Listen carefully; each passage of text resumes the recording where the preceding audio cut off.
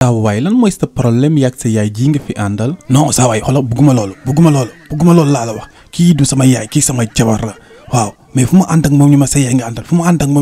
nga àndal léegi nag ma dégg yéen neen wàññi ay at comme mën ngeen wàññi ay at ngeen mën a wàññi nit loolu tax ma indi fii pour ngeen wàññil ma ko mais kii du sama yaay. mais moom lan lay jooy nii. dama koy yóbbu ñu wàññi ko loolu lay jooy. fii kenn du fi wàññi nit ay atam nag bu bëggee mën na def jugement mu wàññi ko te fii ñëppay changé ñëppay màgg yow yaa ngi ni ba nga nekkee xale ni nga meloon ak léegi bokkul man tamit noonu xëy na moom ni la ko yàlla bindee te xanaa xamoo dëkk bi ñu nekk kenn du fi jooyloo jigéen wala nga koy wax lu ko metti non man daal mënatuma ko quoi mënatuma ànd ak moom fu mu ànd ak moom ñu ma sa yaay nga àndal loolu daal mënatuma ko quoi. kon nag nga dem nga bàyyi ko mu seeti leneen. loolu moom xel xalaatu ko nekk doo daan sa oto yi di jaar sama kaw moo ko gën a yomb kii su ma ko bàyyi 8 heures demi ma am keneen man ma toogee si banc bi 10 ans si kanam du ma duggaat si terrain bi loolu moom nu ma ko def xel xalaatu ko sax kii jëkkër da kaa yomb te man jabar dafa maa jafe. kon nag bul déglu waxul nit ñi téyal sa jabar en tout cas soxna si bu la waxatee la métti wala mu def la ko ñëwal fii fu mu nekk daan ko fekk daan ko jëlee daan ko jàllale.